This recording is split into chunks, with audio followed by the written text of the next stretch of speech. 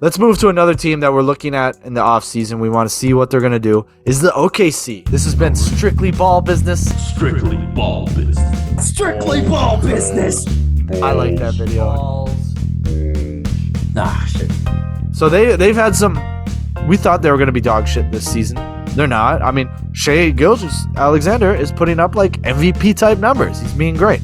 I want to know what you're thinking of their season. I also, to the greater point, I want to know, do you think it's time for them to make a big splash in free agency next season? And then whether they can do it or not, I'll answer later. But do you think it's time for them to start ramping up and get a good free agent or trade? I think it's interesting to see how great they're playing just in terms of where we thought they'd be at. Like, they're still below 500, but only by a couple games. Shai has been having a fantastic season so far, playing like an all-star starter lock, which I don't think a lot of people saw that coming. A lot of people love this kid, but he's gone into pure superstar status where, you know, it's got me questioning, like, man, the Clippers kind of idiots for trading so much away for Paul George, including SGA, when they could have just held on to him. He's a better player at this point. At least he's staying healthy and playing really well. So I think you build around him, you try to keep him happy. I think most likely you're not going to make a trade or sign for a veteran star until you see something out of Chet. Which is tough, but you know, maybe they try to add something to those guys, but I just have a hard time seeing it, just because this has been a very timid front office, and I'm kind of in wait and see mode for them till I think they're going to be aggressive. They've just been aggressive tankers to this point, which, you know, be interesting to see them turn that around, but I just kind of, you know, believe it when I see it mode. And you know, I think there will be some interesting players out there, but ultimately, who do you think would be somebody they'd target? Who do I think they'd target? Oh, before I get to that, you know, you made a point, which I'm like, yeah, you know, so like you waiting to see what happens with Chet. I don't think so. The way SGA is playing, and you and I have been like pretty adamant. We're like, everyone's like, oh, he's the next to leave. I don't think he's gonna ask out anytime soon. However, when a player plays at this level, he's like, I want to win. And like when they're playing like this, and you can see it when he plays, like he's not taking any days off. He's out there competing. So sure. I don't think you can have another losing season after this season. So I think they're going to expect a lot out of Chet. And I don't see them going out right away.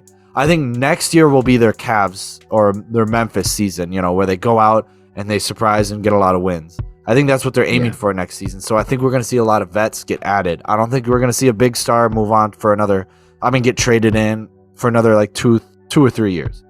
But I think it adds a lot more pressure on Chet when he comes back, because they'll be going into next season being like, let's win. It'll be Chet's rookie season. He's, you know, a lot of aspirations for Chet to be a superstar. And Shai Gilgeous-Alexander's there. Giddey seems like he's not having the season we wanted him to have, but he seems like he's still on track. You know, he's not I wouldn't say he's a disappointment. He just seems like he's part of the offense. He looks like he's part of it.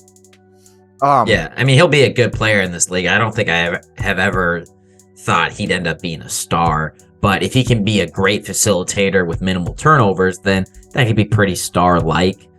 So, you know, I'd like to see him continue to improve, and I think it's just been quiet on his front. He hasn't impressed like the national news enough to really highlight him. Everybody kind of just talks about SGA because SGA just tends to steal the show. But happens Daniel when you're Giddey's averaging 30. Not Daniel Giddey, but Josh Giddey. Yeah, I mean, he happens averaging 30. But Giddey's still having a good year. Other guys are still having good years. They just kind of get forgotten about. And I think that's also just the stigma that the Thunder have been given because they've been tanking for so many years. Everybody's just been conditioned to, okay, who do you really have? I mean, you've got SGA and a bunch of other guys. That's kind of what we've grown to believe. One thing with Giddey that does alarm me is just like, is that 3-point shot going to come? I mean, it's below 30% the second year in a row. He's crafty enough around the rim and mid-range to get, at least around that 15 point per game mark. But do you run into issues later down the road where this guy just can't hit threes? Yeah, I mean, so that's certainly a concern, and it's going to hurt him a lot. I do think they're prepared for that with guys like Chet out there, and Kendrick Williams can shoot threes. Poku can shoot threes. Not that they're going to be like the starting five in 2 years, but Lou Dort can hit three. He's a volume shooter, not efficient, but you still can't completely leave him open from three. So I see, they're built around one of the guys that can't shoot that well, and that's Giddey, and that's okay. And I think his role will be facilitating, and he has the tools to play defense better. We'll have to see. But can they get how much cap space do they have next season? Virtually none. They have like $7 million opened up. But in the NBA we live in, sign and trades are just about like the biggest thing that are moving players from team to team, I would say. Aside from obvious trades throughout the season, but off season you rarely just see someone get signed straight up. It's all sign and trade shit for the most part, for sure. Is there sign and trade available with the $7 million? I think you'd have. So if you throw in Lou Dort, and you probably have to toss in like Poku or Jalen Williams, some of these other guys, then they can certainly go out and get somebody. Is there a free agent that jumps out that would instantly help this team?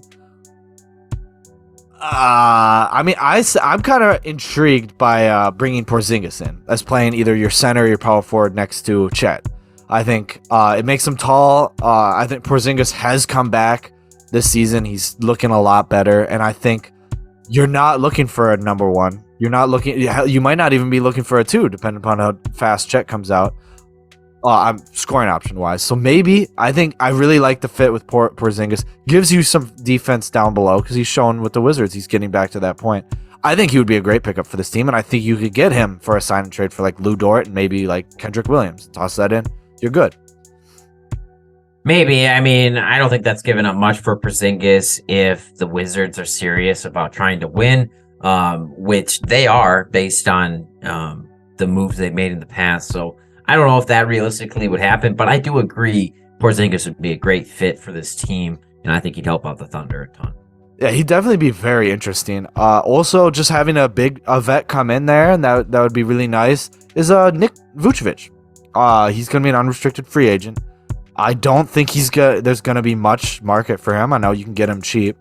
I think he would be a great vet to have with these guys. I mean, he can spread the floor. He's not great on defense, but I think he gives also enough flexibility to Chet, where Chet's still able to do like grow and learn what he wants with Nikola Vucevic there. I think that would be I think he'd be a safe signing at center, and he's enough star power too to help you win more games. Yeah, he would certainly raise the floor, and maybe he can figure it out and turn around his career. At what point is a downward trajectory right now? Think he's still a solid player overall, but I mean, this guy was considered a bona fide all-star just 2 years ago, and it seems like ever since getting traded to Chicago, the impression of him's just fallen off. He hasn't played as well as he's supposed to. So, yeah, sad to see. Yeah, for sure. And the last guy I think would be actually pretty interesting, and this is if he declines his player option, is Gary Trent Jr. I think throwing him in there, that would certainly help your floor spacing. I think this guy would be able to create offense, a lot of off-ball movement. That would be awesome. I'd love to see him on there. And you're not looking, like I said, you're not looking for a first or second scoring option because you have Shea and then you have Chet. I think ideally they're going to be those first and second. You get a guy like Gary Trent Jr. who will come in and he'll give you close to 20 and he'll play a lot of off ball, fit right into your offense. Yeah, Gary Trent, solid shooter, also disrupts the pass lanes very well. Typically leads the league in tipped passes, but he's down this year on that. And I know that the Raptors wanted to see more out of him. Ultimately, they have guys they need to pay after this year, and very well could be Gary Trent Jr. being the odd man out. So could see him being easily gettable, attainable, whatever word you want to use. Love him, and think he would work out well there. So yeah, tons of great choices from Dalton. He's really just spicing it up for us today, putting it on a hot platter, sizzling trade ideas. Awesome. Perfect. Thank you, sir. But that's who do you think they should be going after in the free agency? Do you think they should be doing it? You think they need another year of rebuilding? Comment that below. Just let us know. Alright, strictly ball business. We went so hard for you, so you leave a comment on the tube.